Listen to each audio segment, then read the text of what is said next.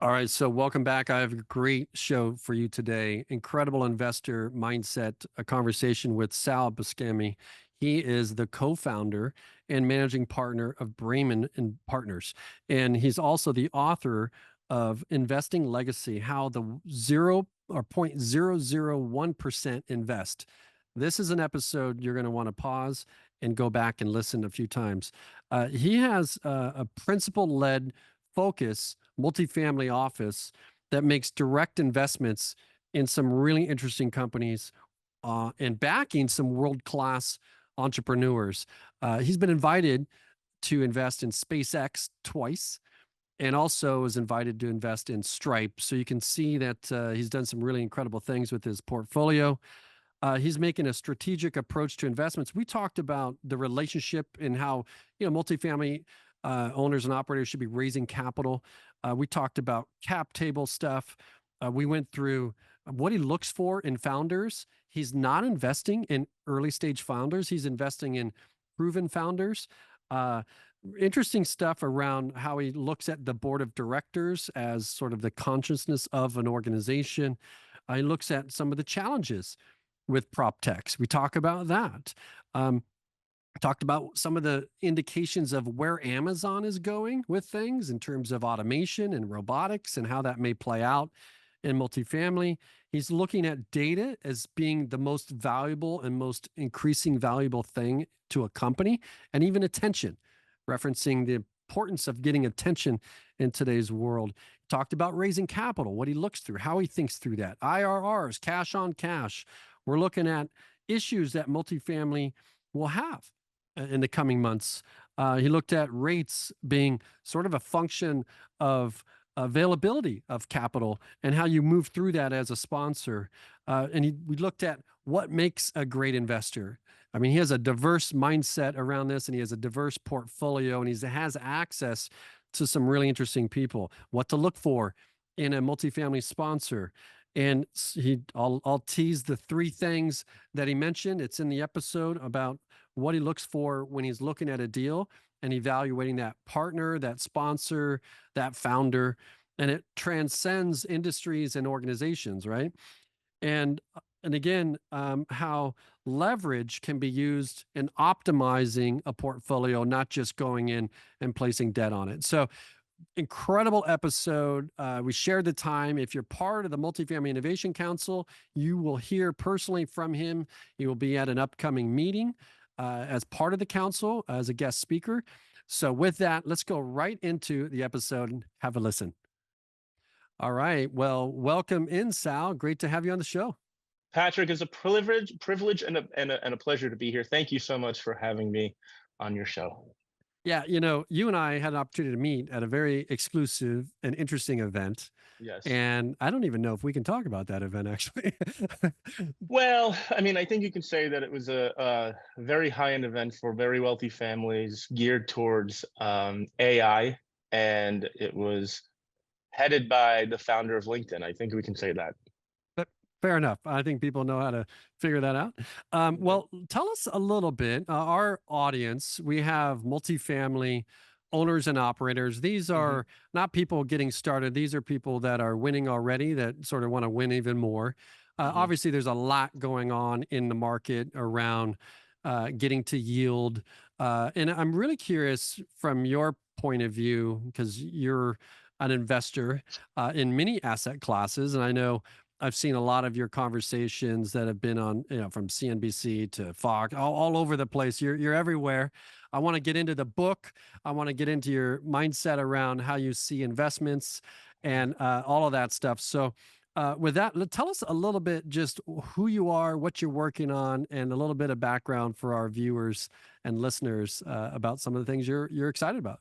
That's a great question. First of all, I did write about this in my book extensively because it is a question that a lot of wealthy families have asked me over the past 20 years. And so all your listeners are entitled to a copy of that, either autographed, shipped to them free of charge, or I can give them the Audible version of that. However, I grew up in New York and I went to college in New York. I was pre-med until the point where I was in the cadaver room working for a surgeon who I looked up to with high regard. He went to Johns Hopkins. He was championing me to go to Johns Hopkins. I had good grades, but the problem is I passed out holding a femur in the cadaver room. And it Mm. really was sort of like, going into senior year, I had to take 20 credits and then 22 credits to graduate in 4 years on time. That's back when kids went to college within 4 years, not what it is today, like 7 or, like a life's mission.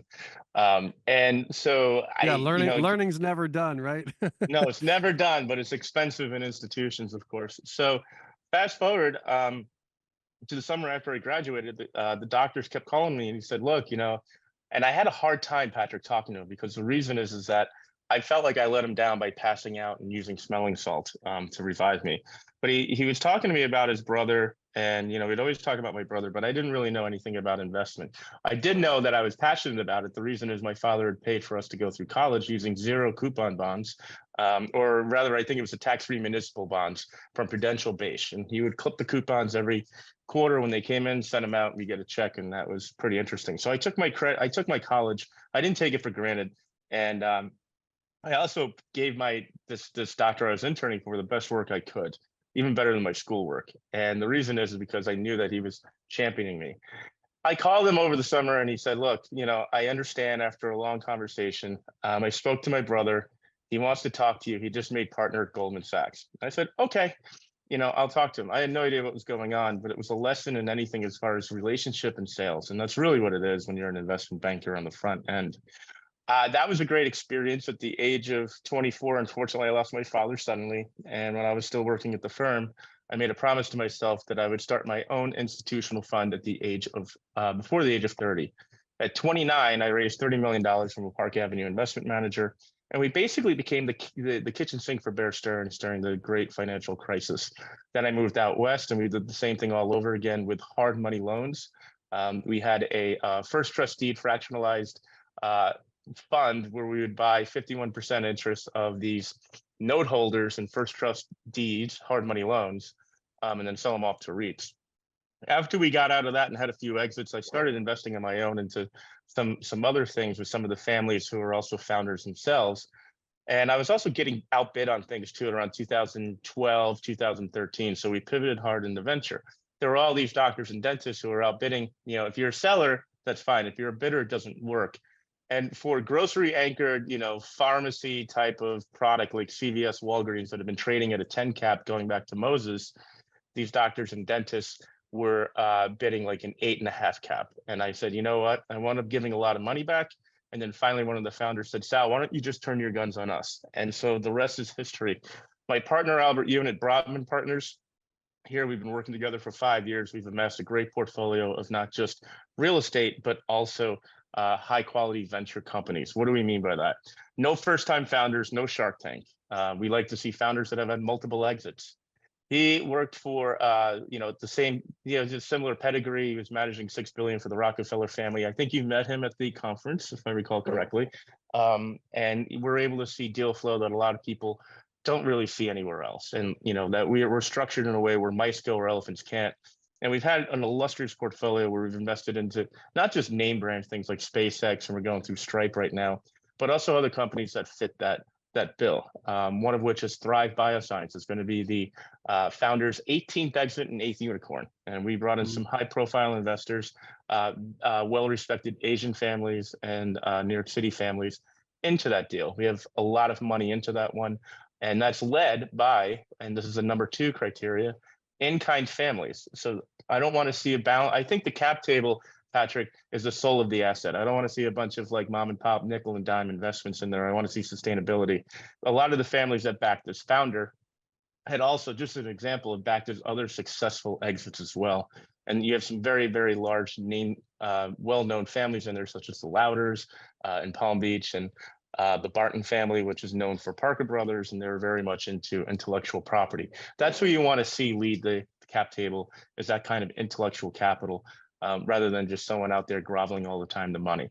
And we see that a lot where, investors come in, and especially after the Silicon Valley Bank debacle, a lot of these founders have gone into the night where they came from. And unfortunately, it's taken a lot of great companies out. But when we follow these rules, we've had a tremendous amount of success doing that. We've had one exit in Singapore Life earlier this quarter. We're still paying investors out to that, believe it or not. And that was purchased. We did that with the Shimano family office in 2019. And their largest holder, Sumitomo Life, came in and bought them out for cash. So that was great. And a lot of those proceeds are recycled into real estate, which we'll get into in a moment. Yeah, no, sounds great. And I heard early on in your conversation about championing somebody championed you, and then I go to what you said about backing founders that are not first-time founders, and then like the 18th exit founder that you're talking about. Yeah.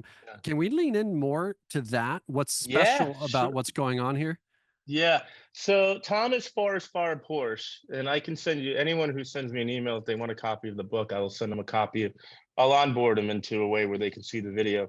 He's a descendant of the Audi family, but he's also had a tremendous amount of success coming out of since he graduated Harvard in '75. So maybe I think '79. So he's had a lot of successes by being able to put together companies in many different industries. But what he's looking for is to solve the biggest problem there isn't.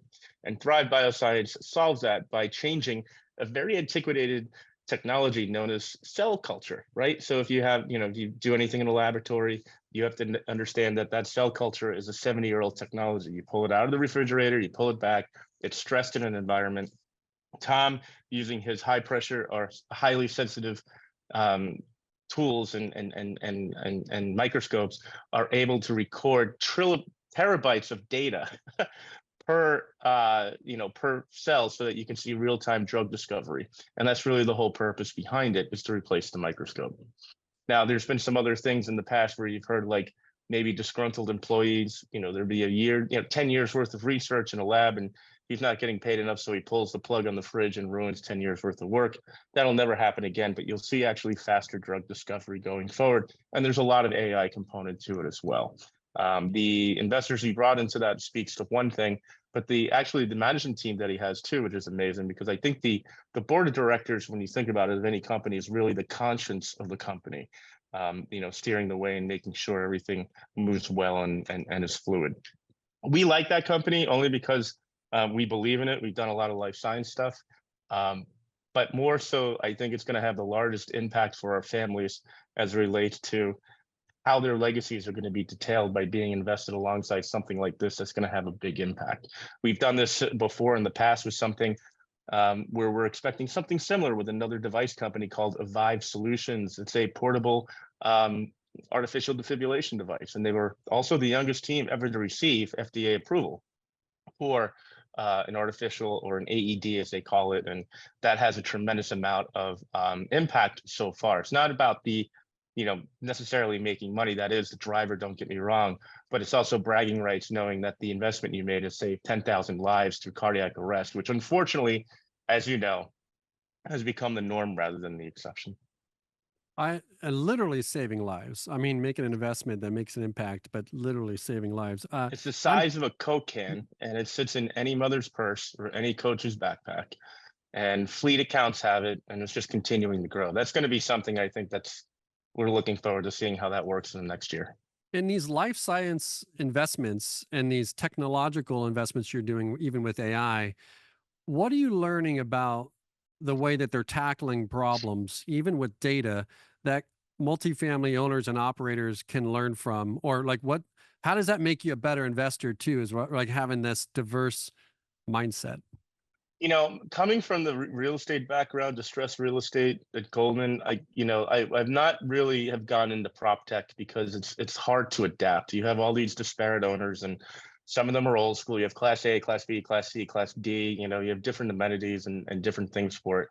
But I will tell you one thing that is happening, and this is something I think all multifamily owners need to understand, is that Amazon is hiring or using more robots than they are humans. And I think Tesla's going to become a robot company soon.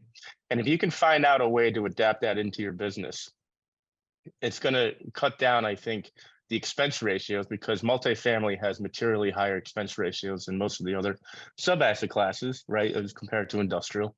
But I also think that you're going to be able to find a way where if you can add that to the amenitization, it's going to add a tremendous value to you. Yeah, I know Anytime that you can add, yeah, go ahead. Yeah, so what we're working on in with Nectar Flow is a lot of bringing the AI, the automation, the data together, but there are challenges currently with how data is shared and who Yeah. owns it and things like that. I'm curious to you, like in the healthcare or even in the life sciences, getting access to that data, I'm curious how people are moving through that in an innovative way. Is that slowing growth in some capacities? I don't think so. And the point of Thrive is that what they'll probably do is because everybody will be using their machine, there's always going to be the eyes of God somewhere at the top of the pyramid. And so they'll be able to own that data and it'll become sort of like the Bloomberg, if you will, terminal for research, very closed end. And you have to pay a premium in order to access that data. Data has only gotten more expensive and more valuable over time, just like attention, right? Think about it. Attention is the new oil today. If you have a lot of attention, you have a podcast, you have millions of followers, you're Kim Kardashian, you can drop a new brand and make a few million bucks overnight. So, I mean, this is the world we live in today. The traditional, methodologies of going to school and getting a PhD and hoping that's going to create some sort of a wealth creation mechanism isn't there today. The other thing too, which a lot of people don't want to, they don't think about is that for all the multifamily operators out there, I mean, the second rule of real estate, not everybody knows. The first one's location. The second rule of real estate is to always be raising capital.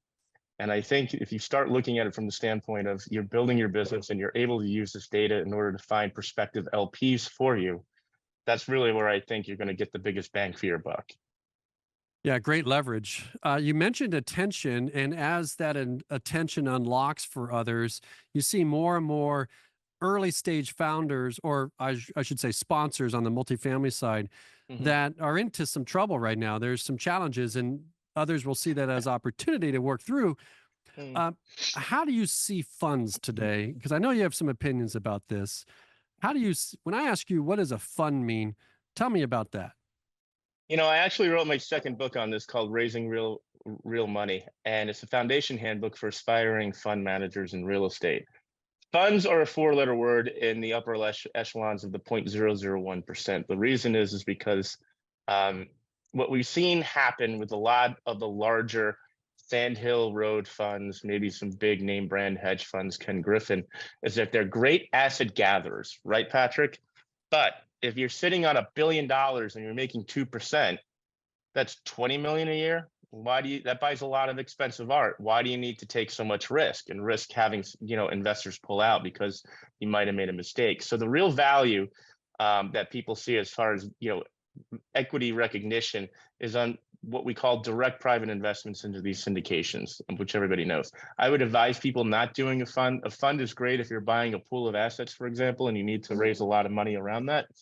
However, funds have I think what's happened today with funds is that they're no longer functional because we've gone through a lot of issues recently since the pandemic, and that's regulatory inflation and also service provider inflation. So the 2% today, if you're only working with, I mean, it doesn't work for like people with $50,000. You can't afford to keep the lights on.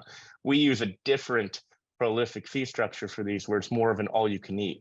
And the reason why is because with these direct investments, and I wrote about this in my book, Investing Legacy, which I'm going to give to your listeners, is that Wall Street never met a fee structure it didn't like, but you have to make it asymmetric to the investors. And what I did was, and this is something that, this is $1 million tip for your multifamily guys who are raising money, is that I created an all-you-can-eat buffet. What does that mean? For one fee, you can invest as much as you like. If you're investing a little bit of money, well, not good for you. Investing a lot of money, well, as far as the cash on cash return, it looks like an extra 85 basis points, right? The difference between 100,000 and a million. And we put that together purposely, and we explained it to people to say, look, we're not giving you discount rates on anything. We're not charging free investors. We're not taking friends and family for like 10,000. That's how you destroy the culture. Because if anyone were to audit our cap table, I want them to see it. Everybody's paying the same amount regardless. And that's what we've paid. But I think if, a lot of people, they'll go and set up a fund and they'll do a 2 and 20, but they're not making any money with it. As it relates to multifamily itself, I think a lot of the issues are going to be worked out. I don't think that you're going to see so much distress.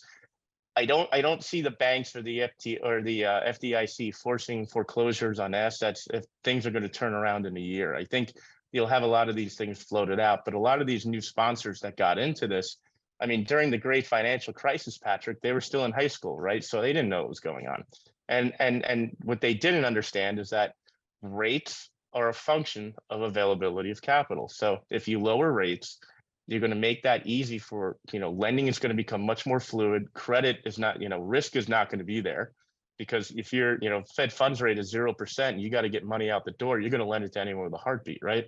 And you saw that, because no matter what any mortgage broker or realtor want to tell you, the real estate market in America is explicitly contingent upon the Federal Reserve and the actions thereof for them to dictate rates. So if you start to see rates come down, that means values are going to go up. And that's sort of like the catch-22 that I got caught in when a lot of these doctors and dentists, as I told you at the beginning of the show, were outbidding me on things because they had, a cheap cost of capital that they never had before. And they figured, hey, I'm going to overpay for something. And that's usually what happens when you have low interest rates. People overpay for stuff. And then they also use flexible term financing, floating rate, not thinking that interest rates can go up, but they have to do it because in order to get any sort of yield out of it, they have to take that product. Does that make sense? Yeah. And so you mentioned even in the cash on cash analysis, tell me your feelings around IRR. Sponsors I use I this to mean, protect their reputations, but this can be a number that can be manipulated. It's when does the money come in, all that. So how do you see this and you're looking at sponsors deals? the cynical New Yorker tells you that, and I'll tell you what it was. When I was first knocking doors for my first fund, I spoke to a few pension fund managers, and remember, different investors read things differently.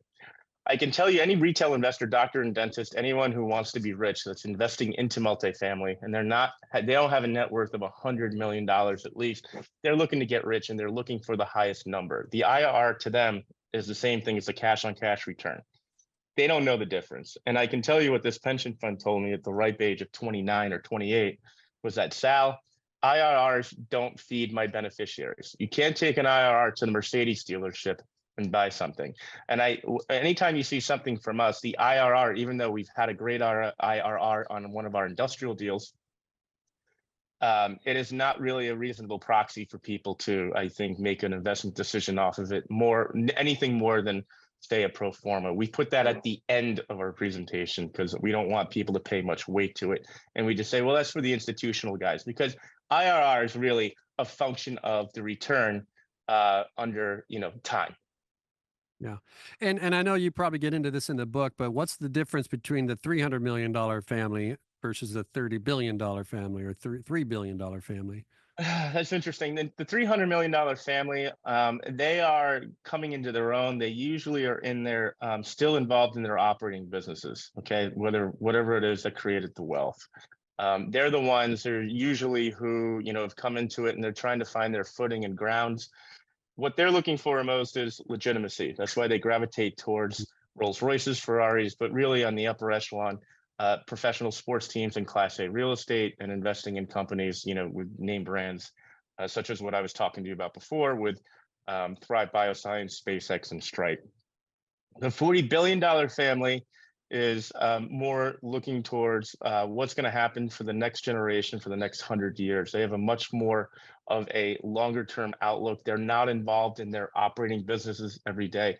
If they own an oil company, they're not managing the oil company, if that makes sense. And they're more interested in, they can leverage their name much faster and much better than anyone else. And that's really how, they're exerting influence that way through the legacy and the branding of their name. I sit on the board of a Genius Biotechnology with Stephen Rockefeller. And I can tell you, him making a few phone calls was able to raise a lot of money for this, very, pedigreed company. But that's the influence that these people have. And that's what, the difference between the Nuvo Reach, 300 million is between a $30 billion family. Yeah, you mentioned Rockefeller. I think of, you mentioned earlier on like attention, right? Being like data or like very valuable, right? More and more valuable today. And, you start to think about you don't really need to do a lot of networking when you win where you are and you create the results for that investors. And I want to back it up a little bit and just Sure. ask you, like, you've been, and correct me if I'm wrong, but invited to invest or participate in SpaceX twice. Also, Yeah. this Stripe participation. Yeah. Those are exciting companies that are transforming markets and Mhm. have probably an infinite role of what happens next that are probably beyond our own imaginations. Mhm. What makes a great investor to be then chosen for something like that? Like what is it that makes a great investor? You have to have a track record of doing what you say you're going to do. SpaceX and Stripe are both very profitable right now. SpaceX even more. I mean, the way we look at SpaceX is you have to, and you're seeing this with Elon and a bunch of other CEOs today, especially in Stripe, is that they're guarding their cap table. And what's happening is that they're not allowing current investors to be, they're not allowing current investors to change their hand, change hands so much, even though there are ways to do that in the secondary market, but they're not going to invite anyone into their cap table because who knows, I might be a nuisance, right? And start like a shareholder revolt and be like, Elon, every time you're launching these rockets up from Cape Canaveral, you're killing seagulls or something. It's a level of trust to be known in the industry, to do what you say you're going to do. And if we weren't able to work with Thrive, we would never have been invited by this very, very high profile investor to come into SpaceX and then also into Stripe. You have to it's a reputation. And today, this sounds really weird, Patrick, but capital is a commodity. Everybody's got it. And the US is still a safe place for rich people to invest. And nothing epitomizes that more than Miami, which I think is the Monaco of America. There's a lot of capital here swishing around, but that doesn't necessarily mean it's going to be trusted. I know that there's a lot more we can lean in. This can be a whole series, and I'd love to have you back. I'm sure we'll have you back on some other Sure. aspects, and we're going to have you in the Multifamily Innovation Council meeting coming up, which is exciting Yes. for our members. We'll get into the weeds of some stuff there.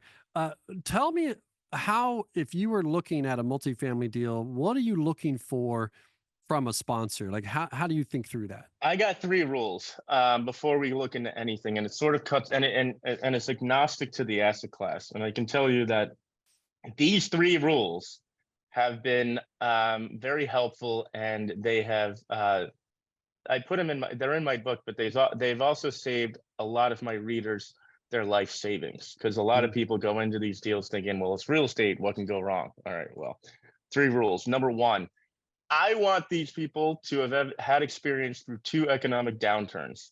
All right, 2008 was one. This one hasn't started yet. I want them to start in the late 90s, when the last time this happened. So they're either bald or have gray hair. All right. 2, I want an audited track record. If your track record's so good, why didn't you pay $6,000 to have someone audited for you? And number 3, I want a meaningful co-invest. 5% is cute. That's usually the sponsor trying to wrap his fees into it, which means nothing. 10% is thoughtful. Anything more shows conviction. In our Class A industrial deal out in Southwest, the family put in 50%, we put in 50%, and our investors will be paid off probably in the next 12 months in whole and still collecting dividends.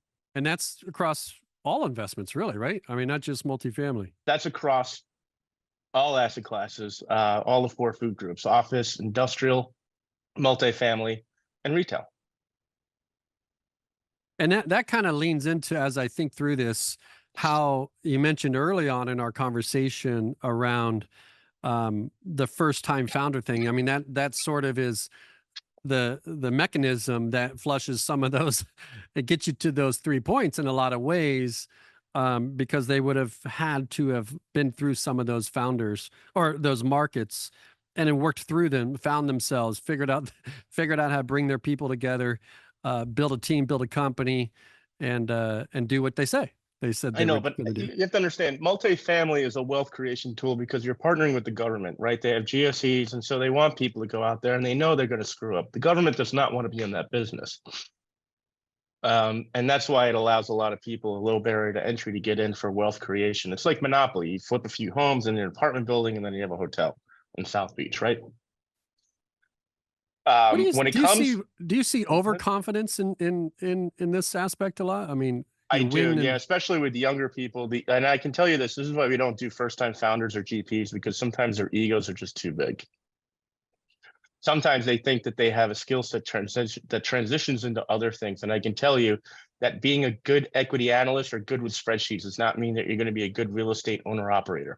Just because you're the head surgeon of your hospital does not necessarily mean you're going to be a good multifamily operator. There's a level of gravitas, negotiation, salesmanship, and persuasion that you need to have in order to keep things moving.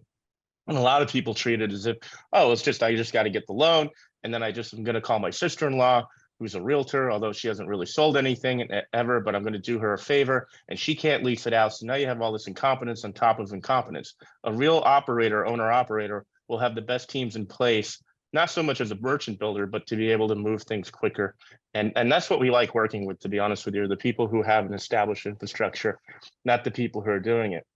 And, low interest rates spear the greed glands of all of us. And we've seen some interesting things where we've had a guy, he would fly 2 time zones and a layover. He was in Salt Lake City going to Cincinnati with a Class C building that he bought for cheap, but he wound up probably destroying his marriage in the meantime, or harming it, because he was always around. The tenants weren't there. He overpaid for it, which meant that he had to manage it himself. He couldn't pay a 7% clip in order to have it managed. So yeah, you see a lot of overconfidence, but when you ask them the hard questions about how they're going to achieve value or what they're going to do, it's usually a deer in headlights. Yeah. People don't manage. You should never be managing your own multifamily. I mean, you only do that if you overpay or if you hate your family. Yeah. Or you have to get in there and turn something around. Yeah, exactly. Yeah, exactly. Well, this has been interesting. What are some of the things you're excited about? I know you wrote the book. I want to give everybody access to that, and we'll put in the show notes, because you've written several, right? Is my understanding. 3 books. Yeah. Yeah. 3 So books. Yeah. we could link to those in the notes, but and I know for our council members, we'll be giving those out as well. But Yes. investing legacy, that's how the 0.001% invest, and that's the newest book. Is that right? That is correct. Yes. That is the book which has sort of exposed to a lot of people what very wealthy people are looking for, how they transact. And it's interesting because I wrote this during the pandemic. My mom had just passed away and I was bored. I was out in the Hamptons, and I called my publisher and I said, look, this is what I want it to look like. This is how I wanted to put it together. She did some research. She found out that 70% of book buyers were women, and that they were more interested in the legacy and the impact, whereas the men are interested in meme stocks, NFTs, and trying to get rich quick. And it's interesting, with a lot of families today in America, the women actually hold the purse strings, depending on where the wealth comes from. If it comes from their line, then they're the ones holding the purse strings. And of course, succession is a great example of this, and that actually happens in real life. But what people aren't looking for is, there's a legacy here. It's called investing legacy, because people are investing for the next 50, 100 years. I talked to a family today. They're looking for 121 years because their company has been around for 120 years. So they're using that. I also know a very prominent distributor company, I should say, very prominent beer family. They're looking for the next 50 years. They won't get into an investment if it doesn't allow for the next 50 years. Americans, for the most part, are not long-term focused. We're consumers. And that has changed, especially with the middle class. People think nothing about getting levered and buying a Tesla. That's the last thing that these people are looking for. They're looking to invest into things that enhance their status first and foremost. And that's through professional sports ownership. We profile one of the founding families of sports ownership, Richard Walken. I also say some very awkward things that's corroborated by ex-Goldman Sachs colleagues, as it relates to the public versus private markets. We talk about the psychology. We talk about the differences between a $300 million family and a $30 billion family, which we talked about. We compare the Rockefellers with another Chicago family office. And we also talk about how to put together your legacy, and also the 5 different investing avatars. Not everybody's the same. Most real estate guys are wearing khakis. They drink their light beer, eat their chicken breast, trying to bring their cholesterol down. They're the providers. They only know real estate. They're not going to be going into anything else. Then you got the moguls, and they're like the first-time sponsors of the founders. They're going to go out there. They have something to prove. They're going to start their own business. You have the documentarians, which are like Trump or Soros. Then you have the what do they call it? The curator, which are they're more into the arts, more liberal, more focused on that. In the Northeast, they probably drive a Range Rover. There are 5 different liberal arts schools on the back of it. And then you have the nonconformists, and that would be like Bill Gates, for example, right? Getting pulled over in his Porsche, but he was a legacy. His father started one of the largest firms called K&L Gates, right? And he was able to leverage all that to be able to start Microsoft, but he didn't go into law. He was a nonconformist. And we discussed that in the different types. And for anyone raising money, you need to understand that, because you go to a guy who's a provider and his sole job is to make sure that he's taking care of the next 20 years, 50 years, and he doesn't look like he's had much excitement, and he's very steady. He's not going to be going after your crypto fund, NFTs, or anything very wild because he doesn't want to look foolish. He only knows what he knows. Whereas the mogul's a little younger, he's got something to prove. He's going to be more interested in taking risk like that. Does that make sense? Yeah, it's interesting. It's just like any customer or any kind of relationship. That's what you keyed into early on, is this relationship in this process of moving capital. You mentioned multifamily, always be raising capital Yes. in the way that we grow the business. And I've heard you say this before too, and maybe you can correct me if I'm wrong, which is like leverage can be used for optimization, not just the acquisition too. How can multifamily owners be looking through that? Does that even apply? Leverage is meant to enhance the returns, not to justify the investment. And too many times in multifamily, you've had too many people, because interest rates are too low, justify the investment because they were able to get a 2.5% mortgage on something floating rate that's now probably closer to 7 or 8 right now. And that's ruined everything. Remember, you got to keep in mind to the capital markets. All these guys that got into this, these guys and girls into multifamily, they never saw, they always thought that interest rates were going to remain zero. And after the pandemic, that was not going to happen. Otherwise, we would have had far difficult problems than what we have right now. And I think it's important for people to understand that. Just on a value added deal, like I just remember, and this is something your audience can appreciate. I have a rule that the cap rate delta between going in and stabilized or exit has to be at least 200 basis points. I was looking at stuff, Patrick, 2020, 2021, at around, like, they had like a 27 basis point delta, which doesn't give you any room for error whatsoever. And those deals, of course, have blown up. So Yeah, interesting. And I know we can spend a lot of time on a lot of different topics. This has been really useful, healthy, and thank I you. really enjoyed it. We'll Sorry, definitely my have you back allergies for have more. gotten in the way here. No, no. Well, let me ask you this: what are the questions I should be asking that I haven't asked? Is there anything you can think of? One of the questions, I mean, if you want to prognosticate, I mean, how far out do you want to get as far as, I think, I'll just end with this. I think regardless of what's going on in the markets today, and I'm going to just reiterate this because people now are starting to like sell deals to me that we would never get into only because they're overseas. Stay in the USA. The US is a safe place for people to invest. It's got the best property laws. And remember, anytime you're an oligarch or, maybe a dictator in North Africa, where do they all put their money? In America, right? So, if you can always sort of grapple with that, being able to raise money, but also not just selling the deal, but understanding that, look, this is a safe place for you to invest. That's where, you're going to start to see a lot of traction, I think, from overseas investors if you have access to them. Because everybody here is in Miami to do that, in Palm Beach. I think when you're, as far as other questions that you're looking at, I would say, what are the other asset classes that the 0.001% are investing into that people in multifamily aren't? Right now, that is industrial. People like industrial, large family offices. Even the Mormon Church has bought a lot of industrial in Florida.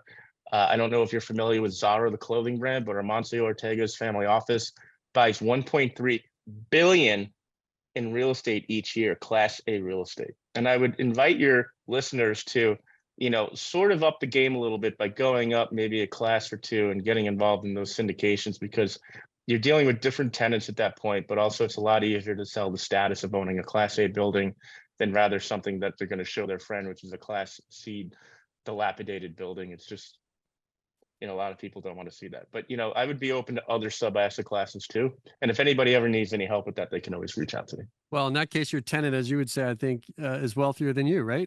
I mean, all my investors want tenants who are wealthier than they are, right? And that's really what it comes down to. And that's why they, a lot of them, they don't go into multifamily unless it's Class A in a city like New York or, another maybe, Los Angeles, even with the political problems they're facing right now, is because they want to have the certainty of knowing that they have tenants who are not poorer than they are. And, that's why they gravitate towards industrial. One of our tenants is Milwaukee Tool. They've been around for 150 years. Carrier air conditioning. Everybody in the Southwest needs air conditioning. They're not going out of business. So be careful about that. But also remember, you know, when you're selling an investment or when you're looking at an investment, at some point there's always going to be credit risk. And I remember talking to someone at a conference here in May. He's like, "Well, we're buying this investment property and it's multifamily, and I got to do a credit. I got to do."